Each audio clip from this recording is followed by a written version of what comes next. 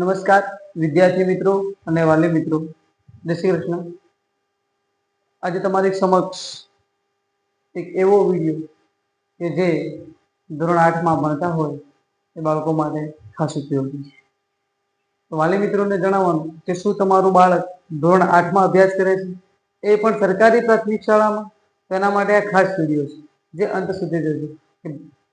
તો ભારત સરકાર દ્વારા એક યોજના સ્કોલરશિપ યોજના છે, જે સ્કોલરશિપ યોજનાની પરીક્ષા લેવામાં આવે છે અને આ પરીક્ષાની અંદર જો તમારું બાળક મેરિટમાં આવે તો તેને 4 વર્ષ એટલે કે ધોરણ 9 થી 12 સુધી 48,000 રૂપિયા મળે છે.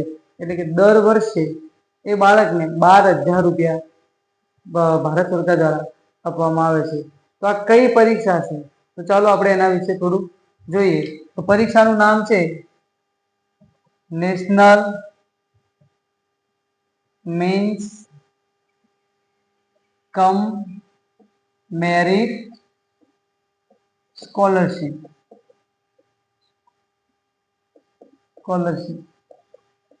એને ટૂંકમાં કહીએ તો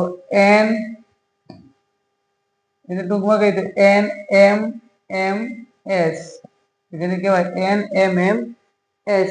આ પરીક્ષા ભારત સરકાર દ્વારા લેવામાં આવે છે, જેમાં ગુજરાતમાંથી દર વર્ષે 5,097 બાળકોનો સમાવેશ કરવામાં આવે છે. હવે આ પરીક્ષા કોણ આપી શકે? તો આ પરીક્ષા ધોરણ 8માં ભણતા જે સરકારી પ્રાથમિક શાળામાં અભ્યાસ કરતા દરેક વિદ્યાર્થી આ પરીક્ષા આપી શકે છે. આ પરીક્ષાથી વિદ્યાર્થીઓને મુખ્ય લાભ સ્કોલરશિપનો મળે છે, કે જે સ્કોલરશિપ એમના ભણતરમાં આર્થિક સહાય રૂપે મદદ થઈ શકે છે. તો કેટલી સ્કોલરશિપ મળે? તો કે પ્રતિ માસ એટલે કે પ્રતિ મંથ 1,000 રૂપિયા, એટલે કે 12 મંથની 12,000 રૂપિયા. એવી ધોરણ 9માં 12,000, ધોરણ 10માં 12,000, ધોરણ 11માં 12,000 અને ધોરણ 12માં 12,000, એમ કુલ 4 વર્ષ સુધી આ સ્કોલરશિપ મળે. એટલે કે ટોટલ 48,000 ની આ સ્કોલરશિપ મળે છે. હવે આ બાળકોને આ પરીક્ષા પદ્ધતિ કેવી હોય, આ પરીક્ષાની તૈયારી કેવી રીતે કરવી, તો એના વિશે થોડું જોઈએ.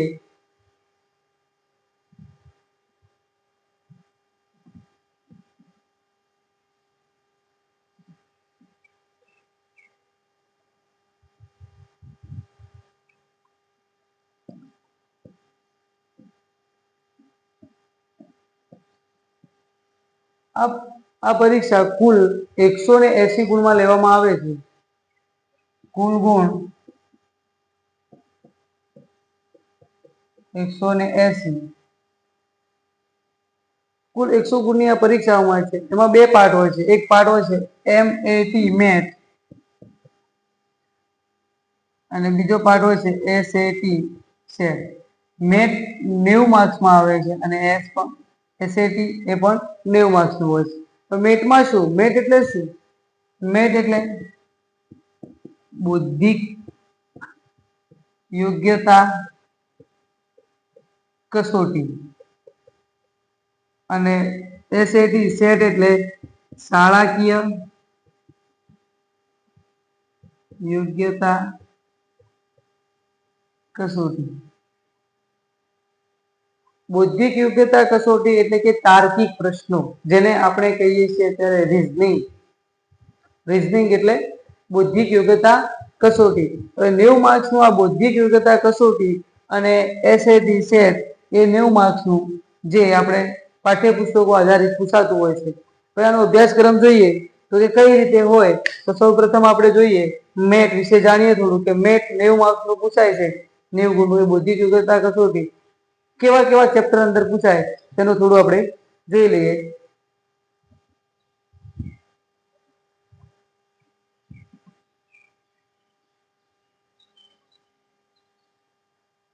તો બૌદ્ધિક યોગ્યતા કસોટીમાં અલગ અલગ પ્રકારના ચેપ્ટર પૂછાય. એક્ઝામ્પલ તરીકે એક શ્રેણી, આકૃતિ, સંબંધ,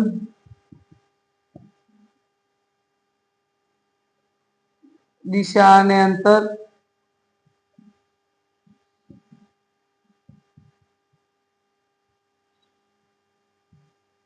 કેલેન્ડર, શ્રેણીમાં અંક શ્રેણી, અક્ષર શ્રેણી,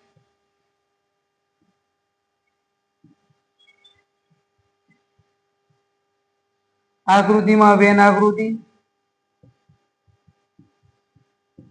છુપાયેલી આકૃતિ,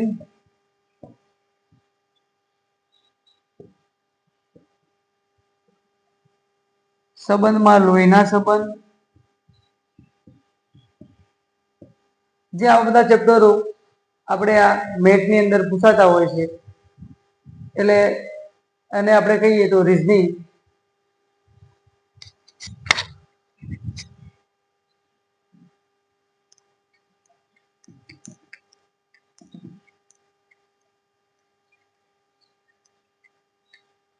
બીજું આપણે જોઈએ તો એસએટી સેટ, જે 90 માર્ક્સનું પૂછાય છે.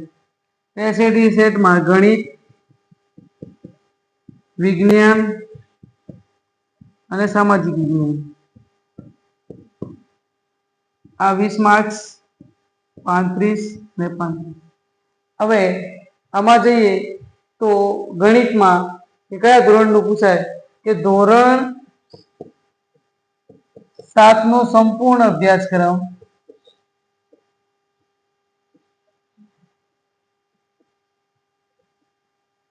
અને ધોરણ 8 નો પ્રથમ સત્રનો અભ્યાસ, પ્રથમ સત્ર સુધી.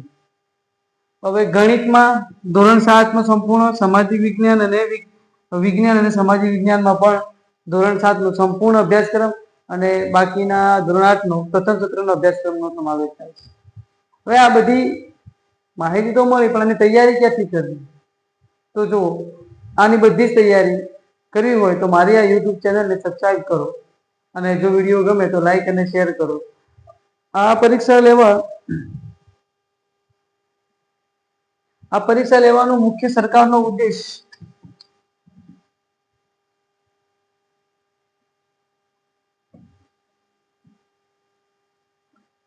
આ પરીક્ષા લેવા માટે સરકારનો મુખ્ય ઉદ્દેશ છે કે દર વર્ષે 5097 બાળકોનો સમાવેશ કરવામાં આવે.